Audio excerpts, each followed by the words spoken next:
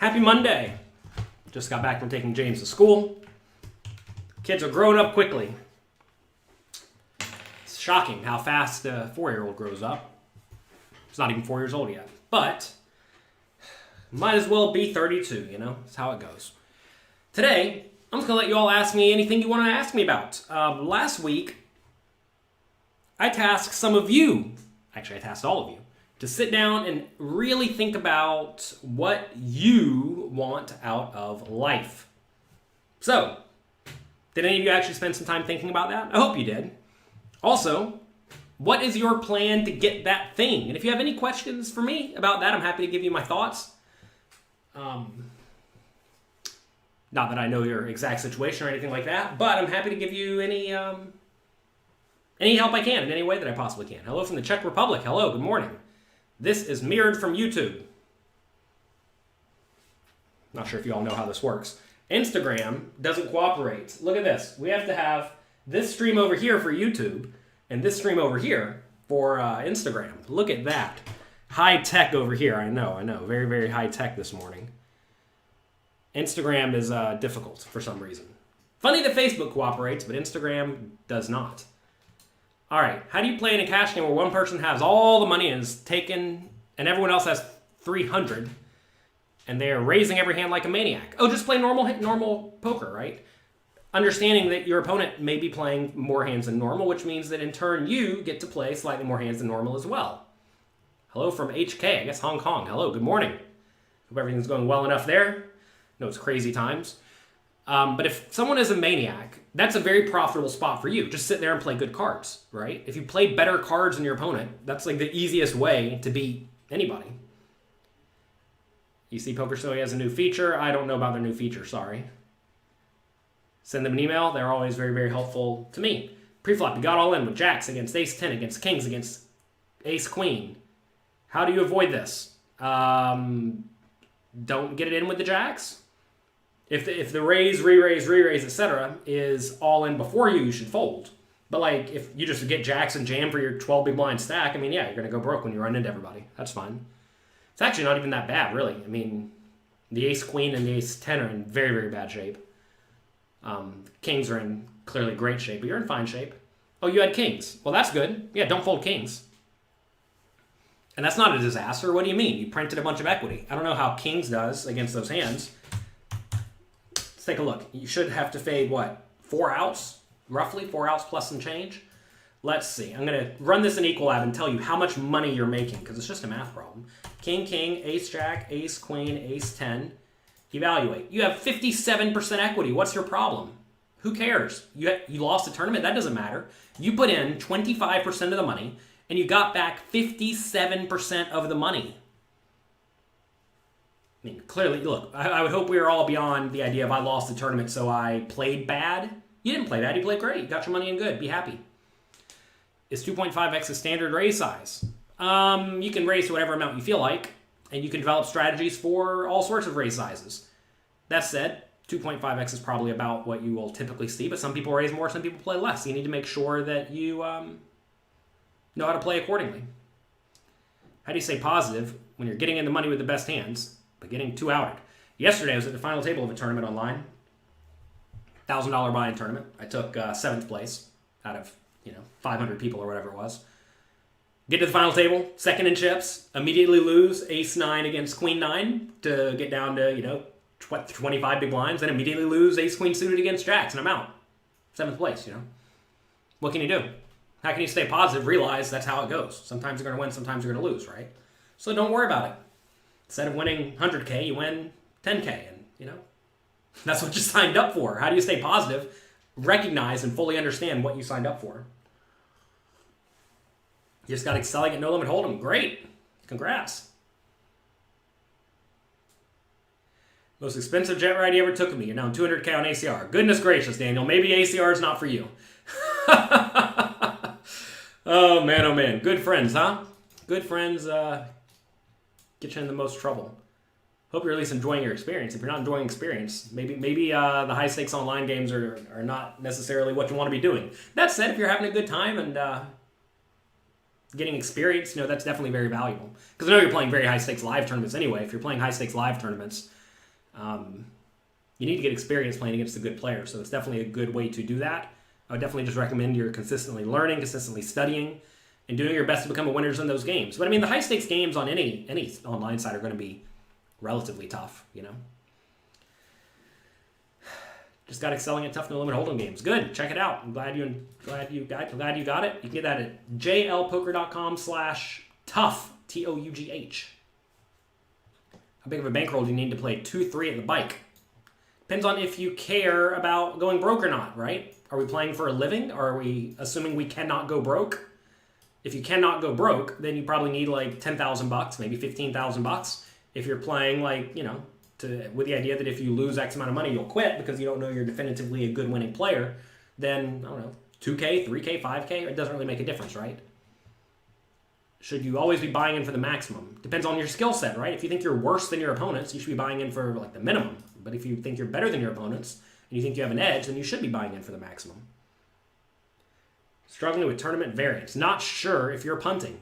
Good way to figure out if you're punting or not is ask people. Share your hands with other good poker players who you know and ask them. I actually have a promotion going on at pokercoaching.com right now. Go to pokercoaching.com/hand reviews where I am reviewing the students' hand histories. If you're a Poker Coaching Premium member, you can send in a hand every now and then and I'll review it. So far I've reviewed, I don't know, 20 or 30 of them, and I'll review as many as come in. And that way you'll know if you're punting or not. But I mean, how do you stay focused and in the right path? I mean, realize all you can do is play great. Make profitable decisions and you will make money in the long run. What's the best way to learn to put your opponents on a range? I mean, sometimes they are going to show up with nonsense, right? You want to make sure that you're not... I mean, a big part of range analysis, in my opinion, is not narrowing the opponent's range too much. Some people try to be very specific, like, oh, they cannot have ace-queen for whatever reason. But like then they have ace-queen sometimes. That should make you realize that your range analysis was not right? So I'm not a big fan of like really narrowing the ranges to say, oh, he has jacks by the river or whatever, because I don't know. So you have to weight everything to some extent, and I realize that their range is kind of wide open to some extent, because I don't know how they're playing. So I try to focus on the things that I know I can control, which is my range, right? You need to really make sure you're playing your range well, and then adjusting it to take advantage of whatever you, at some point, know your opponent is doing wrong. Is my tournament masterclass too advanced for beginning players? Probably not. Get in there and take your time. Go slowly. Joining Poker Coaching Premium is a great investment. I'm glad to hear it. You want more cash game play and explain. Funny enough, that's actually on my list of things to do.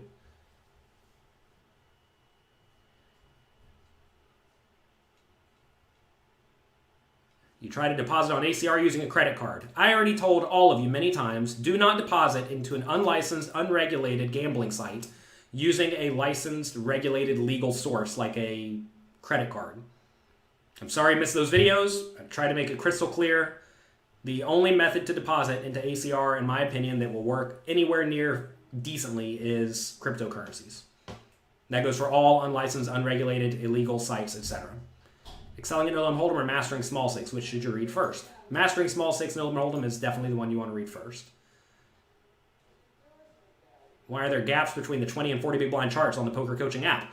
Because we messed up running the 30 big blind charts. They're coming. Struggling playing middle pairs. And late position versus an under-the-gun raise. Oh no, just call. You're allowed to call. Call and see the flop. Eight's play is great. Make sure you click like and click subscribe, says Kevin. That's right. You just finished the book, Here Comes the Ship It Halabalas, or whatever that book was called. Yeah, it was a small part of a Ship It Halabala book about the antics of a bunch of people who have too much money and don't know anything about anything yet. Yep.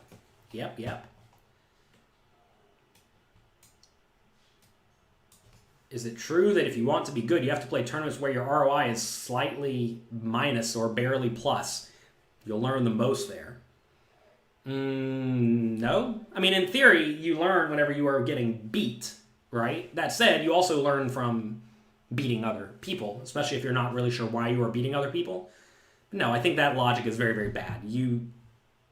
If you told me your only goal was to get as good at poker as possible, then yeah, just start playing super high stakes tournaments, right?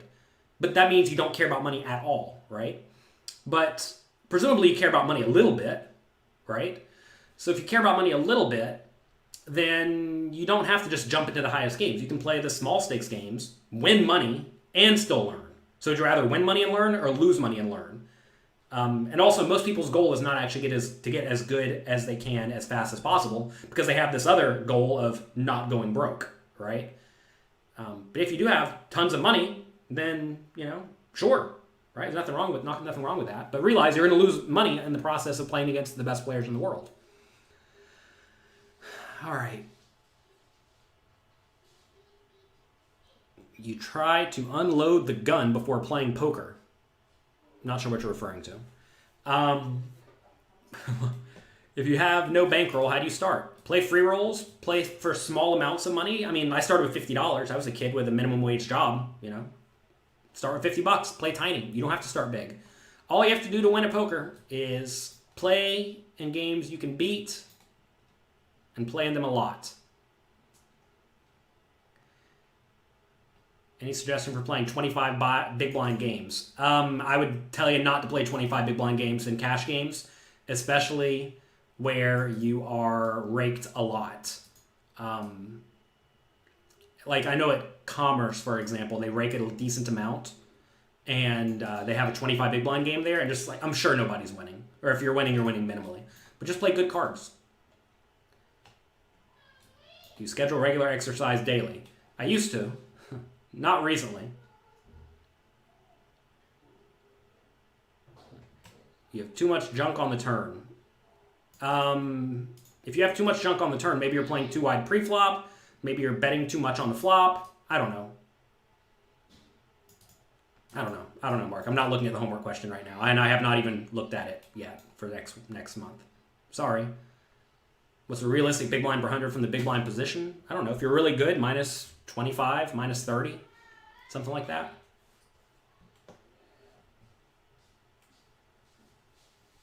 Is there a limit for hands that premium members can send in? So far, people are sending in one initially because I don't know how many people are going to be sending in. If we get 500, clearly, I just can't review a ton of hands. I would tell you to be reasonable. If you send in 3 hands, we'll probably get to them. If you send in 100 hands, I'll get to 0 of them, right? So you got to be a reasonable human. Always have to be a reasonable human. It's important to understand that in all relationships, they're not going to work if both parties are not reasonable, assuming both parties are also reasonable and logical with their thought processes, right? I'm sure you may find some people who oh yeah, I'll review 100 hands for you and 100 hands for you and 100 hands for you. And next thing you know, their whole life has become reviewing hand histories for no money, just as an added bonus for the members, right? And sorry, but that's not what we can do here. What do you consider bad, okay, and good in terms of rake? It's tough to say. Depends on the game. Depends on the venue, right? Like live poker just rakes more than online poker, period. Like in micro stakes games, you can't be getting raked $3 per hand in a micro stakes game because you'll get raked away very quickly. So it depends. But I mean, ideally, you just want it to be really low. If they're taking huge amounts of money on a regular basis, you're just going to get crushed. As the chip leader, how big of shoves do you call? This is just a simple calculation depending on the PKO bounty calculator. It's in the pokercoaching.com in the tool section. It'll tell you the value of the chips. You add that value of chips to the pot, and that will give you your actual pot odds, accounting for the bounty, and then you call or fold accordingly. Because it changes throughout the stage of the tournament. It's not just an easy answer of, if the bounty is X amount of dollars or whatever. Can tournament players be good at cash game players without studying cash games a lot? Certainly decent, probably not world class. When you're getting backed in a tournament, is it based off only one entry? Typically, I'll tell you what I do. If I'm selling action for $25,000 buy-in tournaments or $10,000 buy-in tournaments, then you'll sell action for each bullet. So, and also the markup, if there is markup on the first bullet, is always more than the markup on the second bullet, because presumably the second bullet you're buying in later, which means you're going to have less time to extract value from that tournament. So markup on the first bullet maybe, let's say 1.1. Second bullet may be 1.05, and third may be even money if you want to sell like that ahead of time. And that's usually what you do. That's what most people do, at least. You hit the gym at 5 a.m. Good job, good work. Nice haircut. This haircut is about 2 weeks old. You all just haven't seen me in a while. I've been busy. I've been recording the audiobook for excelling at tough no-limit hold'em games. Look at this back here. It's hiding. Get that at jlpoker.com/tough. Audiobook's not out yet. It'll be out soon. Only took me 3.5 days to read it, which is good, which means that the audio is probably about 20 hours long. Solid audiobook, you know. All right, you're playing a home game with friends. The game is loosey-goosey, and you cannot adapt properly. Why not? You don't want to crush it. I mean, I don't know what you're even asking here. If you're all goofing off, do whatever you want. If you're goofing off and you're just trying to have fun, do whatever you want. Can you solve a Rubik's Cube? I have never attempted to solve a Rubik's Cube. I would bet if I studied it for an hour, I could figure it out, though. How many months did I play 12 hours per day at Bellagio? I don't know. 24, roughly. Something like that. You have an online cash game graph you can look at. Just Google online cash game graph. A bunch will come right up. You got 6th place. Congrats at the Swedish Poker Championship. Good job.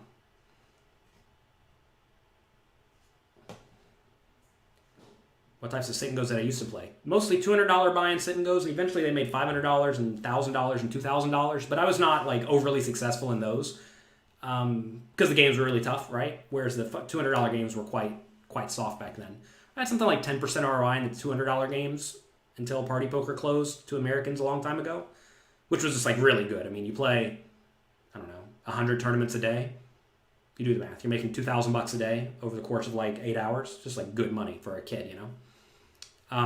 With almost no swings too, because 10% ROI and 9-person tournaments, you'll just almost have no swings. How do you handle downswings? Try to not worry about them. Understand that if you play properly bankrolled and you're playing in games you can beat, you will win money. The things most people do, though, is they play in high-stakes games that they cannot beat. Most people in poker move up to the point that they can no longer win. And then they lose. So you have to have the discipline to not move up too high to the point that you no longer are a winning player, right? The thing is, a lot of people, they're not winning players in any games. So how do you handle a downswing if you're a definitively losing player in whatever game you're playing? Move down, right? Easy way to get out of a downswing is just move down to games that you are definitively a winning player at. Like what I used to do back in the day, right? Whenever I was having a difficult time playing like $1,000 and $2,000 sit and goes, I'd move back down to $200 games and just print money again. It's nice when you just have a money printing machine somewhere where you can just move down, put in time, and you will crush it. At Bellagio, same thing, right? I would randomly try to play like 25-50 no limit, and sometimes it went well, sometimes it didn't, but when the games were tougher when it didn't, I would just move back down to 5-10 and 10-20 and just print money. And you have to be willing to do that. You can't get it in your mind like, oh, I'm a 25-50 player now. That's the only game I'm going to play. Because who cares, right? If you want to make money, you need to be able to move down and play accordingly. How do you process study material? There's a lot of stuff available at pokercoaching.com. You can't take notes on everything because it would take you too long. So you just watch as much as you can. Watch as much as you can, take notes, and take it slow. Realize you do not have to get through all of the content everywhere. I mean, I have a problem with information overload. Let me show you something. Look, I got all these books right here I need to read. Yeah? See all these books back here? This whole row I need to read.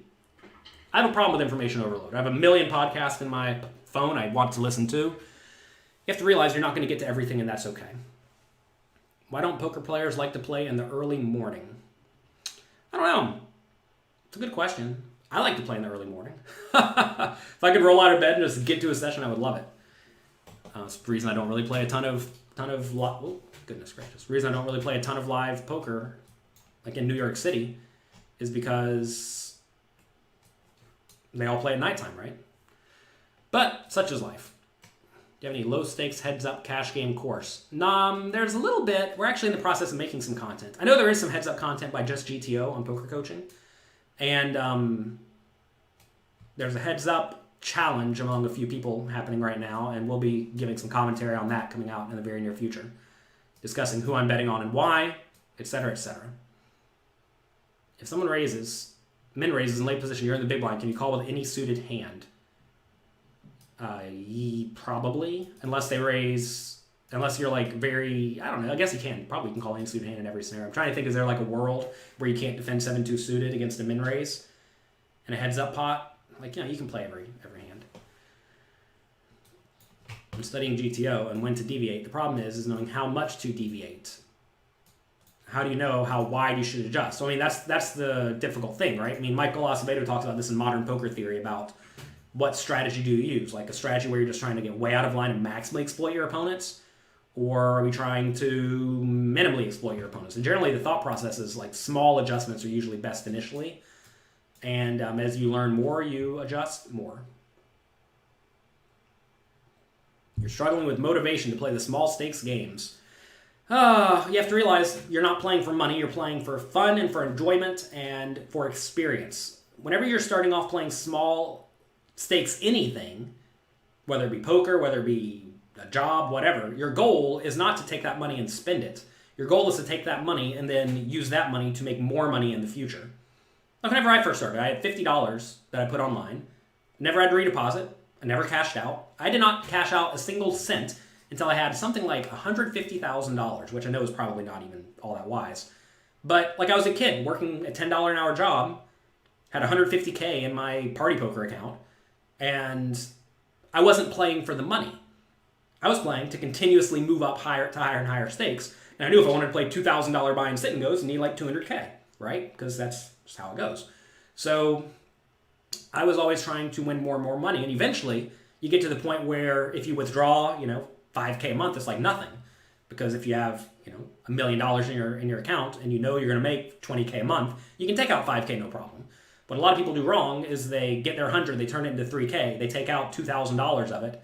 Now they're left with $1K, and they have to play the small stakes games more because they use that money as a resource to pay for bills and whatnot. I understand bills happens, right? But you take away one of your most valuable tools whenever you withdraw money from your bankroll.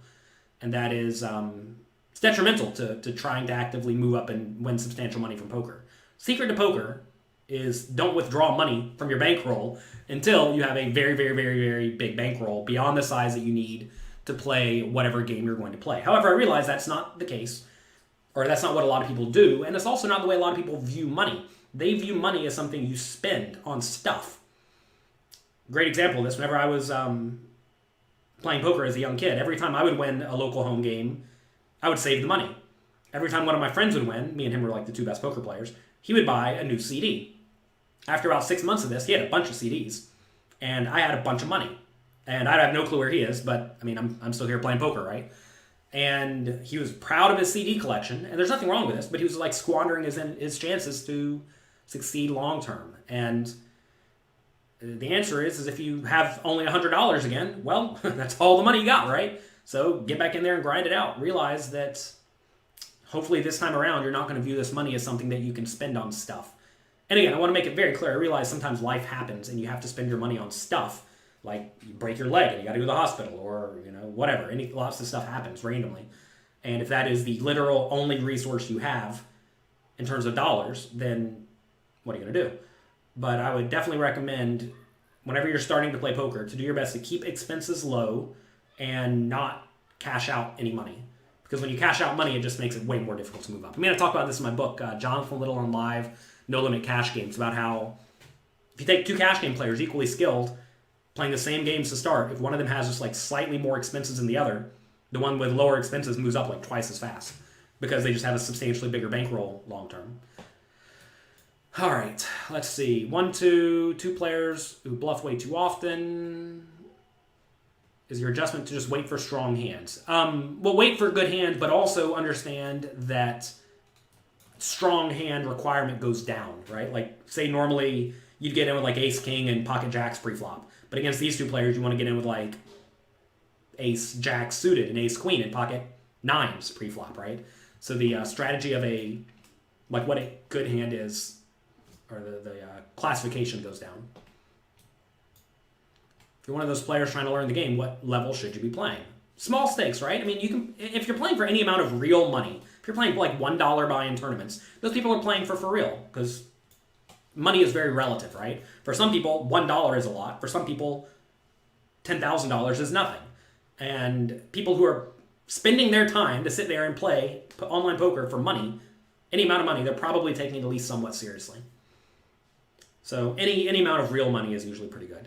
How do you balance tournament volume if you mainly play cash games live? Do you only sacrifice Sundays? I mean, Sundays have the highest volume, expected ROI, etc. for tournaments. But I would tell you just to play cash games. Why wouldn't you just play cash games if you're a good cash game player?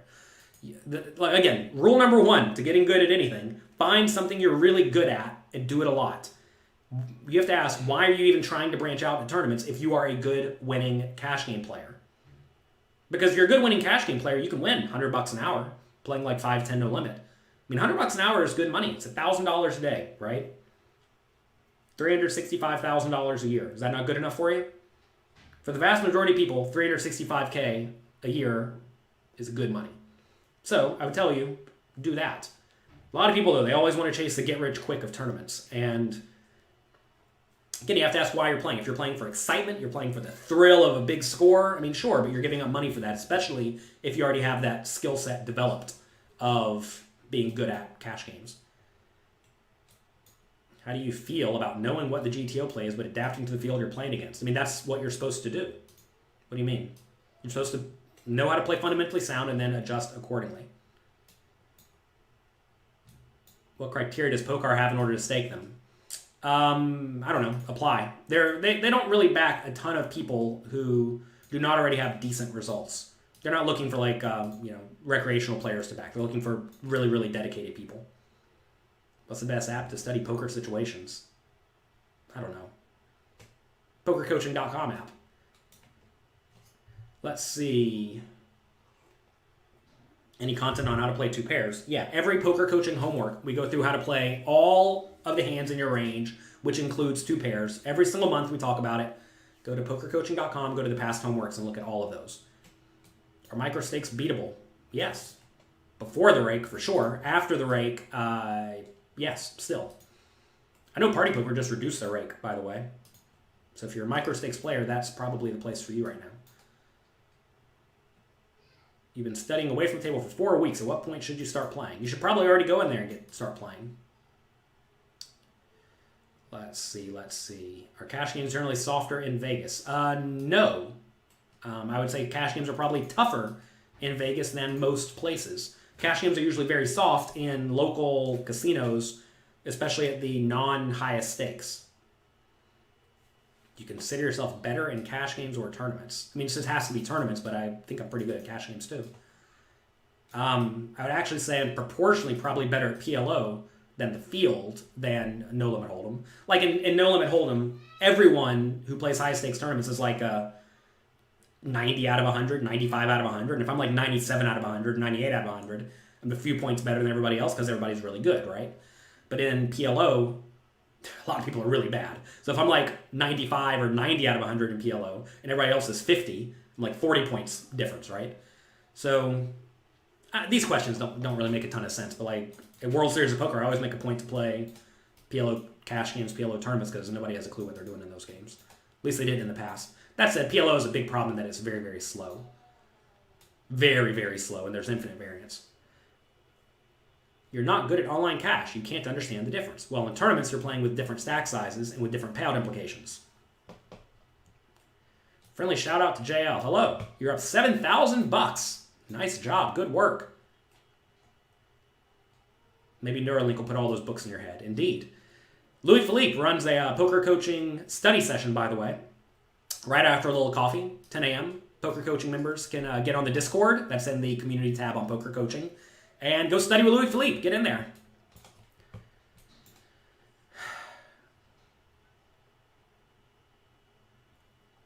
How's getting confirmed on various sites? So Bovada has some number of games. I did get confirmed on there, but like I don't love their program. It's not particularly fun.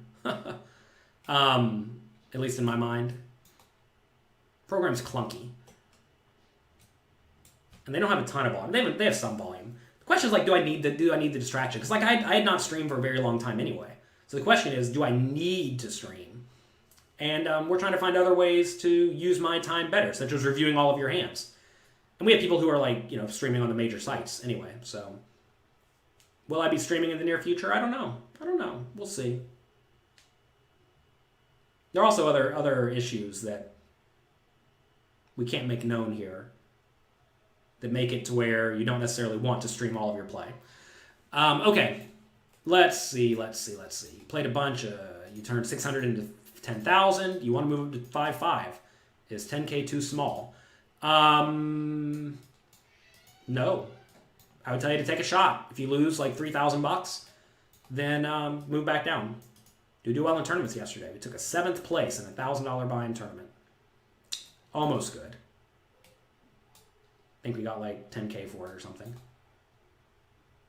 You saw me call a middle position raise from the small blind with Queen 10 suited. Sure. Here some players say they don't have a small blind flatting range. Can you discuss your pre-flop flatting range?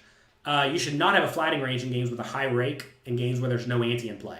In tournaments, there are antes in play and there's no rake once you pay your initial rake. It's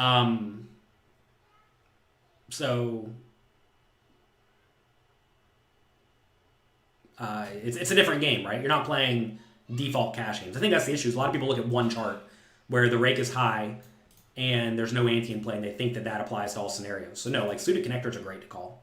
Small and medium pairs are great to call. Grow out your beard, John. This is just me not shaving for a few days.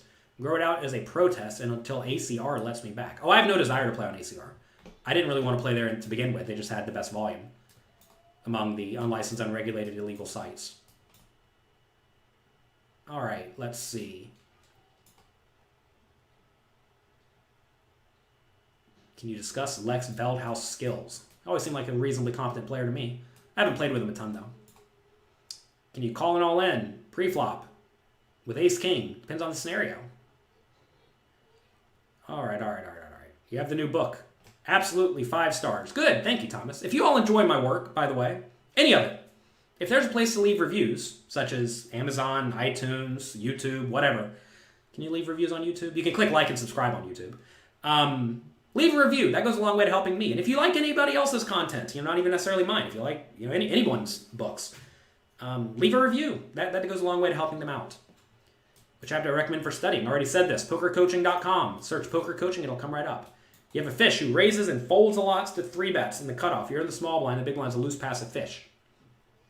Should we 3-bet king, queen offsuit? Yeah, probably. Good morning. Just had your first losing session after a bunch of wins. Well, enjoy the experience. What blind levels in a tournament is smart to play? This kind of thing doesn't really matter. The structure of the tournament does not really matter all that much.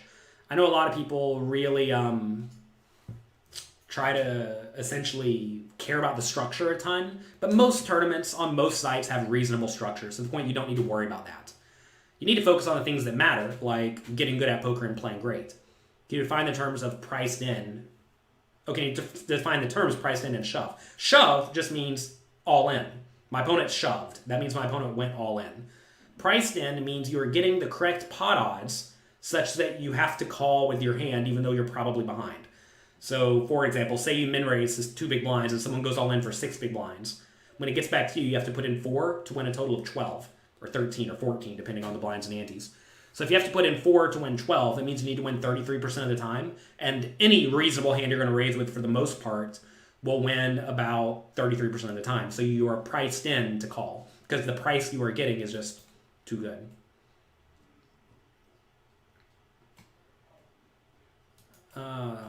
You will not have any experience that will require you to... Okay, so fine. You have no expenses. What kind of bankroll should you keep for 2.5? Hello? You want to say hello?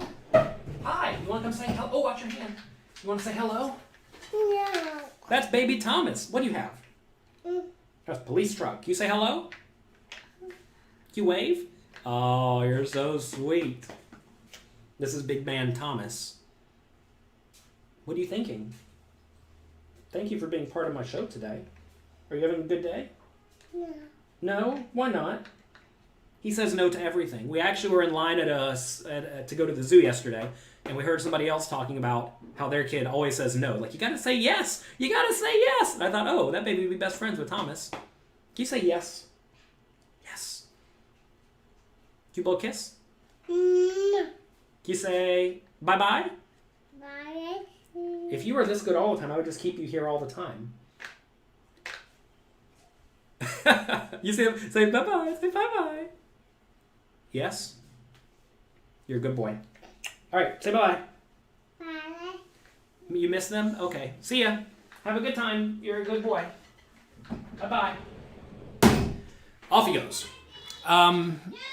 What? Bye-bye. Go play with Grandpa.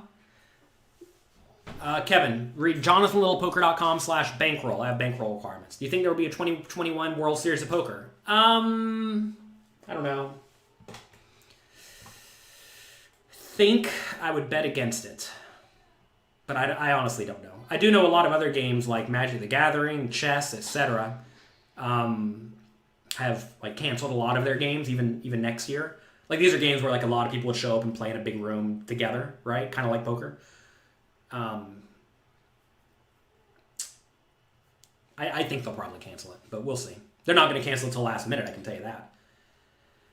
Let's see. You started playing tournaments. You found it easier to bluff in tournaments. Would I agree? Depends on the opponents, right? Depends on exactly who you're against. Wow, you caught the stream live. Hello, hello. Sorry, I'm just reading your comments 7 minutes too late. Is there ever a reason to just call with queens after under the gun open? Sure. You don't have to 3-bet. Don't think you have to 3-bet just because your hand is generally pretty good.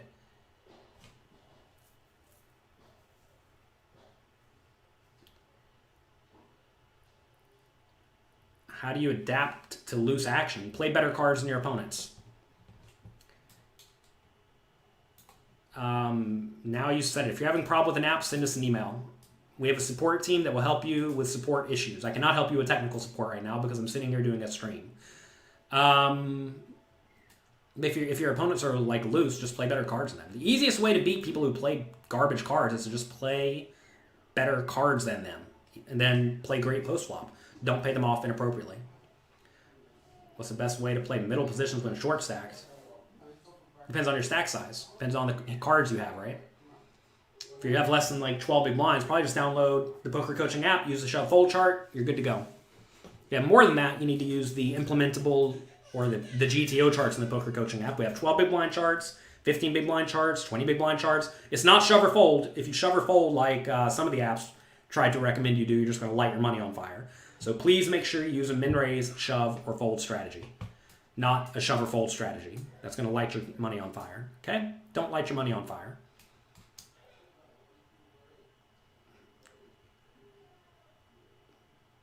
You won a tournament for $1,500. Congrats, Matthew. Studying's paying off. Good job, good work. You have a recent online cash game graph. No, I don't sit around playing cash games all day.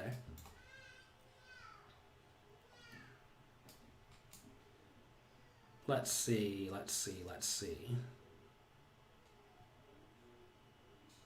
You recognize you were going on tilt after losing $1,400 in a 1-3 pot.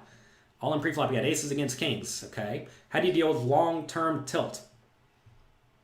I mean, you just have to get over it, man. Realize you're going to lose sometimes. Understand, when you get all in with your aces against kings against bricks, you're going to lose whatever it is, 40% of the time, 35% of the time. So that's it. So why would you go on tilt if you know you're going to lose sometimes? That's really it. You have to accept you're going to lose sometimes and realize it. Sometimes it's going to happen in big pots. I had one summer at the World Series of Poker where I was playing a lot of like 100, 200, no limit. And every time I got it all in a big pot, I would lose. It was just so ridiculous. I think I lost something like 12 out of 15 all-ins where I was 50% or better. So I had a bad summer. Turns out if you lose 12 out of 15 all-ins, you're going to have a bad summer. And that's what happens when you play a low amount of volume in games that are kind of big. How long will it take you to transition from no limit to PLO successfully? Depends on what stakes you want to move to. If you start at the smallest stakes games, you can probably transition pretty quickly if you're already a pretty good no limit hold'em player. Check out the work by Jay Nandez. It'll get you up to speed quickly. You exclusively play cash games. Should you study the homework that are about tournaments? Anything that's about 100 big blind poker is probably going to be pretty relevant for you. All right. Let's see. Been playing online for a year. You went back to live, reminding me how much everyone raises to 5x pre-flop. Do you just play tight? Yes, if people are making huge raises or risking a lot to win nothing. When they risk a lot to win nothing, you should play tightly. I have literally no clue about the IMF announcements. I don't even know what the announcement was. If If you're beating 50 no limit, should you take shots at 1-2 for about 5 buy-ins? 1-2 live poker? Probably. All right.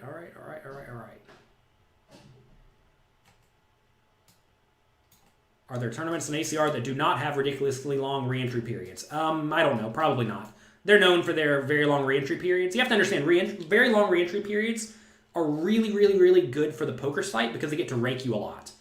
And what ACR does is essentially they have tournaments that have decent structures, but they just let you re-enter for forever. And so even though the tournament has a decent structure, you can re-enter for forever, which allows you to get raked to oblivion, which is why a lot of people don't win on the site because they're all paying the rake over and over and over again. I mean, like I know whenever I was playing there, I would put in something like $12,000 in buy-ins each day when there was not a $2,500 tournament. And I was re-entering like 8 times in some tournaments because for the professional player, as a profitable player, every time you re-enter, you're getting some amount of ROI. It might only be like $1 or $2 on a $100 tournament, like 1, 2, 3, 5% ROI, something like that. But free $5, you might as well collect your free $5. But yeah, it's terrible for the poker economy in general. But hey, if you want to gamble, reasonable way to gamble is with a solid 8 big blind stack.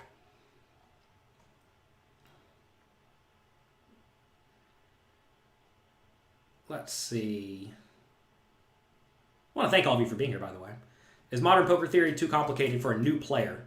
Depends if you're really good at math. Do you like math? You enjoy math? It's not actually all that math heavy. A lot of the math is more explained.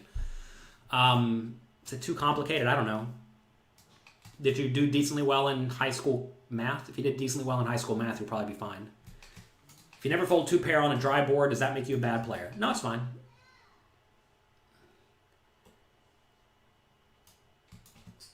Let's see.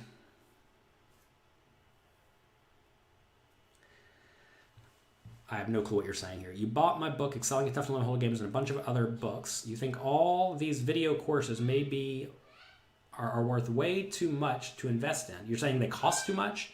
You personally combine all these books you bought with practical experience. I mean, look, you need to study the way that you learn, right? I try to make a lot of content on various games and various ways that people can consume it, right? So if you like reading, then read, right?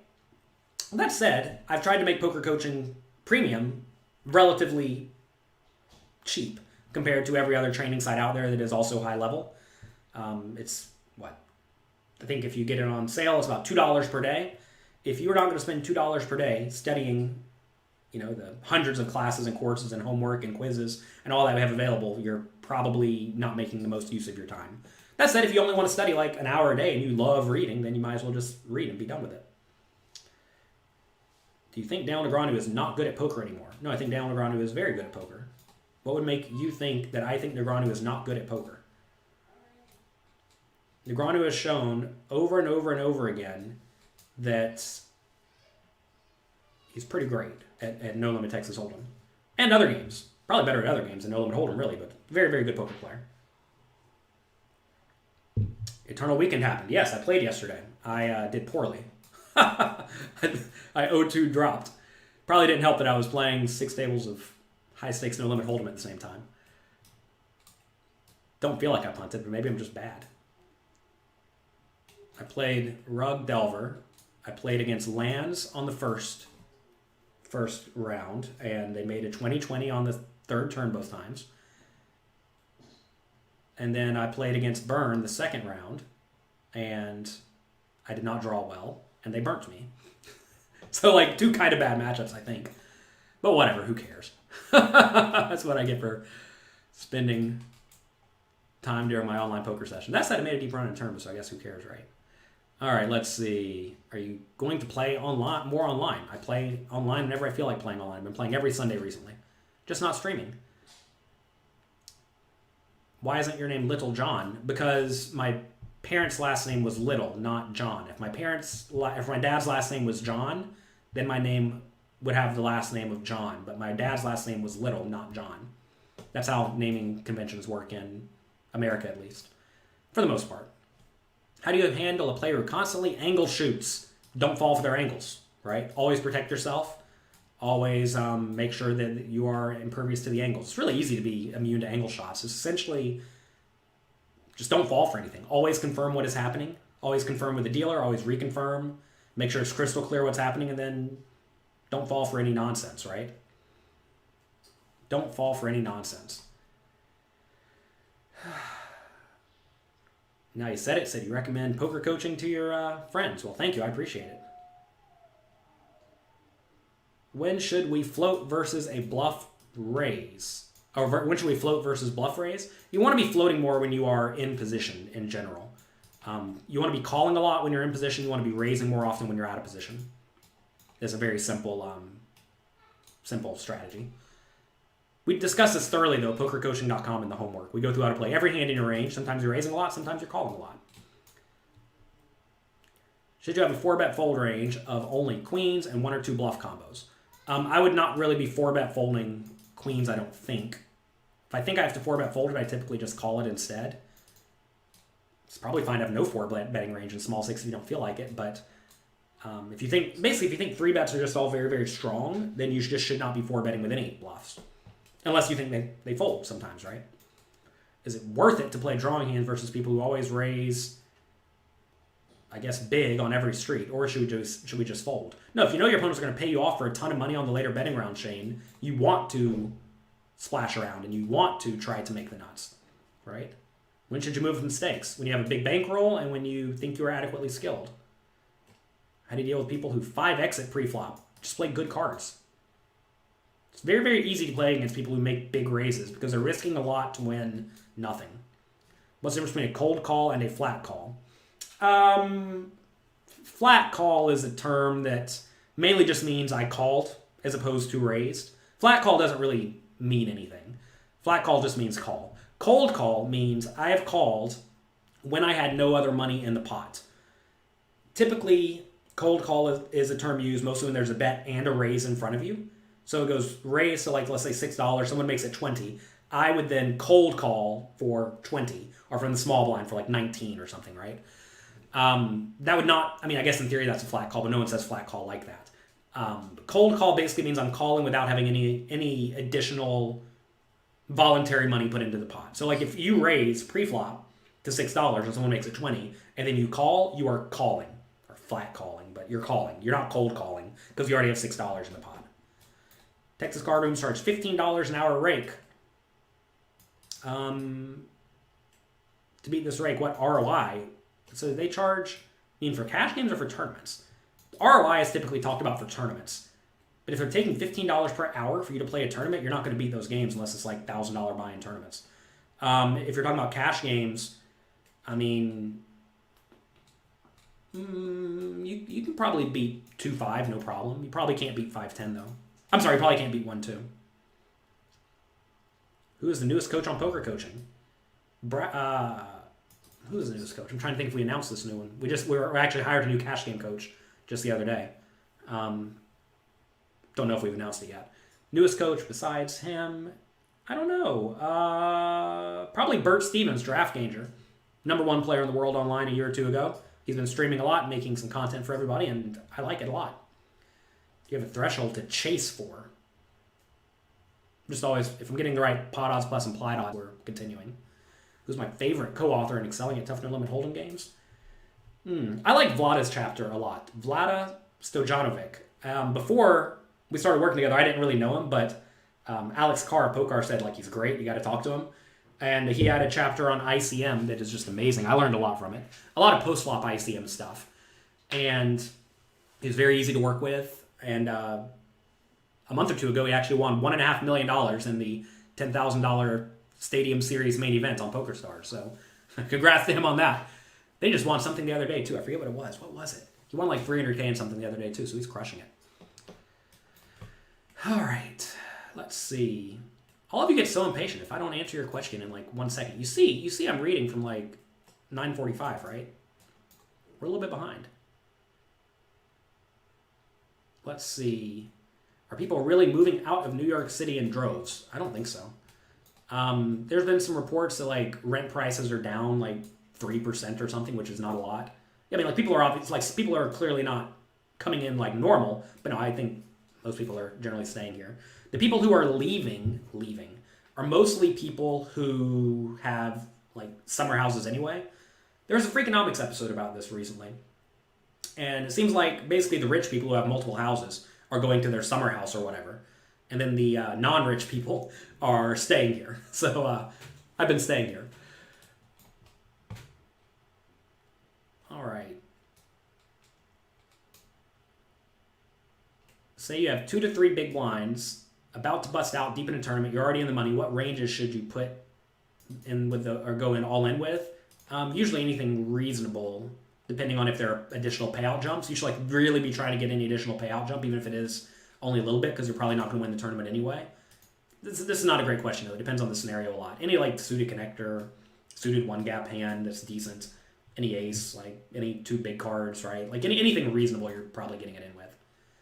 When you have less than 8 big blinds, I think it makes sense to call with low suited hands like 5-7. No, probably not, unless you're in the big blind. Can you use intuition more than math? This is all. The idea of intuition is a little bit murky. I would venture to say that most people's intuition is wrong. I would say most people should actually go completely against their intuition. Because if they're not already good world-class players and they're not crushing the games, it kind of implies their intuition is not very good. So if their intuition is not very good, then you should not trust your intuition, right? Turns out math is always right, whereas intuition may or may not be. When you hit a big tournament score, what's the best way to minimize your tax liability? Make sure you're a professional poker player so you can write off all your expenses. Make sure you keep track of all of your losses, because you can always write off your losses, assuming you're American. It's tough. You win a bunch of money, you got to pay your taxes. What's considered to be a long downswing? Depends on in terms of tournaments and or hands. Don't think about it in terms of time, though. Time does not matter. A lot of people are like, oh, I'm losing for a month. How's my eye? Yes, I had something wrong with my eye. It's better. It's better. I think it's already basically right. Better, it's just healing. Are we playing a live World Series circuit anytime soon? Probably not. What's the difference between the various tiers of poker coaching? Go to pokercoaching.com. Look at the site. It's very clearly laid out there. What was just asked? Oh, Matt Affleck won a World Series circuit event the other day. So, I mean, you can still play World Series circuit events online and whatnot. You had 2 black 7s, 4-handed, flop king, 9-8-6, all clubs. You check raised. I would never check raise here. You check raise with a very bad marginal made hand and a bad draw. Okay. Everyone folded. Then someone goes all in. I'm not sure what's happening in this hand, but it's a bad spot. I would definitely not check raise. Here you have a weak draw. Whenever you have a weak draw and a marginal made hand, you typically just want to call and see what develops. Maybe even fold.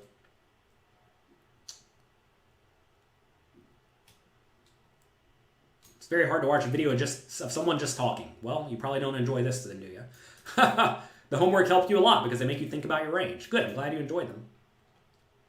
Glad you enjoy the homework. We try to have lots and lots of ways for people to learn because I realize people learn in all sorts of different ways. I played vintage during the Loris times. I did not. I did realize it was ridiculous, though. Rug Delver's GTO. Not if you're playing lots of tournaments at the same time, apparently, and you haven't played Magic in a year. Who's my favorite Battlegrounds hero? I mean, I used to like the pirate guy, Patches, because he was just, like, fun, you know? You basically end up with infinite gold. If you have infinite gold, it's a whole lot of fun, because you have the guy that gives you an extra gold when you buy a pirate, then you get 2 of them and you triple it, and then you have infinite gold, basically. So you always time out. Timing out's fun. Like going as fast as you can for like a minute and a half and then still timing out. That's fun. But now they're bad. Now you just have to do elementals. Elementals are very good and Murlocs are very good. Everything else is very bad. I always take, like, what's it called? Rafam? The one that gives you one of your opponent's guys for 1. That guy's just always good. There's a guy, RDU. Search RDU Hearthstone. I like his content a lot.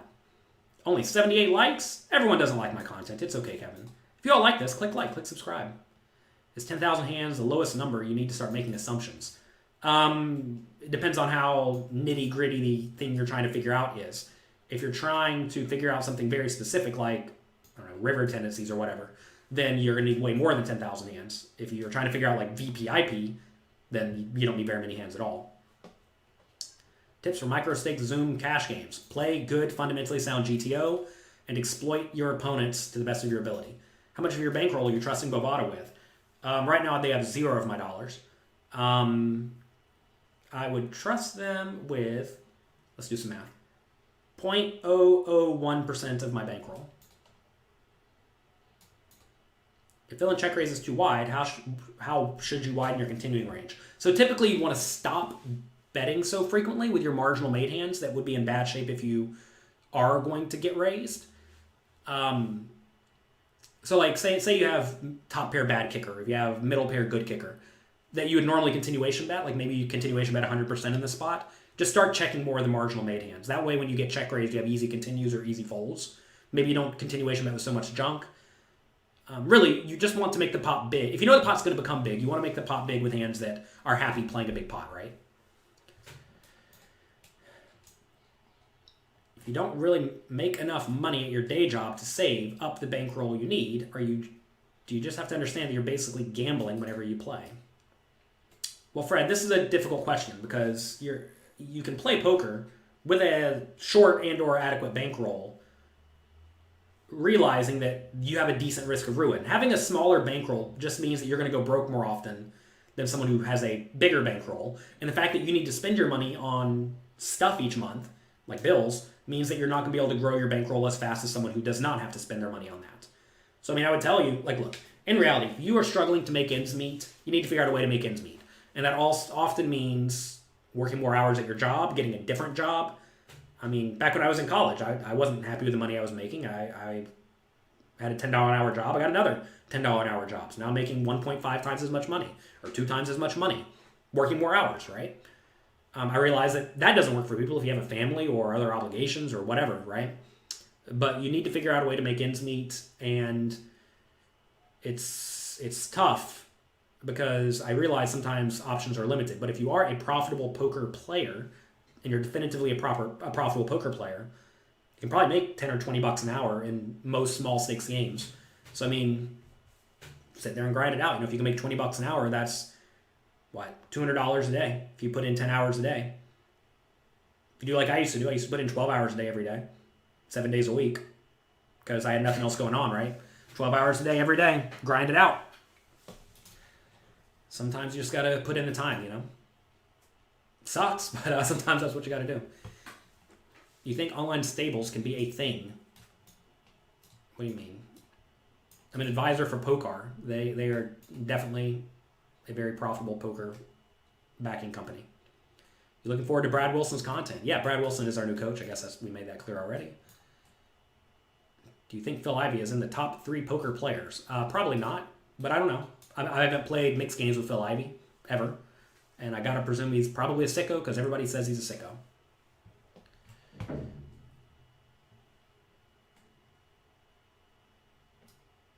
Travis is basically saying, do you play differently in games that are smaller buy-ins because I don't care about the money? No, I always care about the money.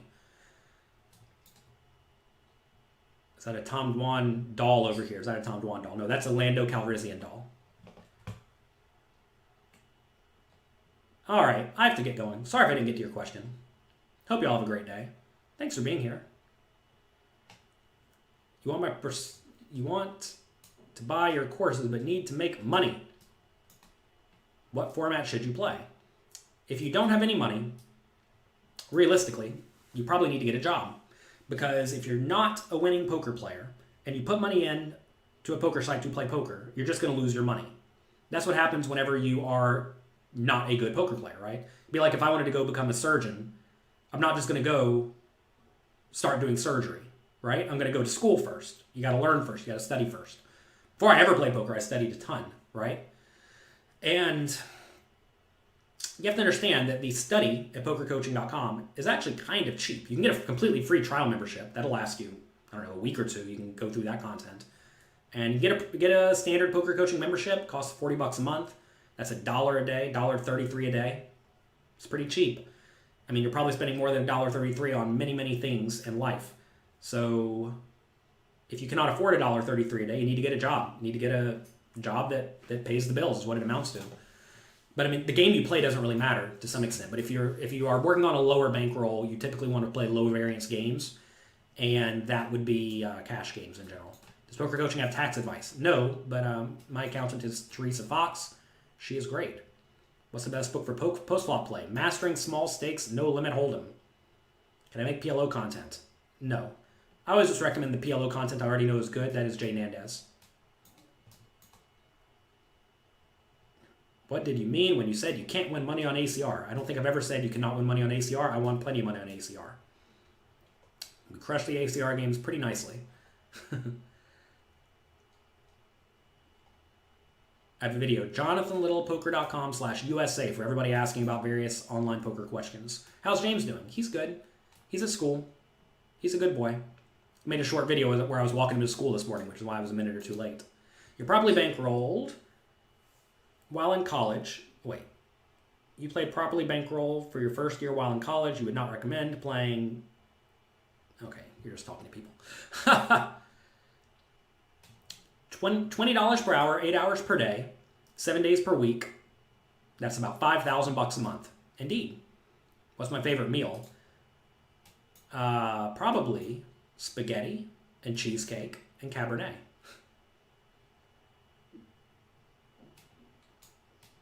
Why do poker companies care so much about following the rules and regulations of the places where they operate and or don't operate?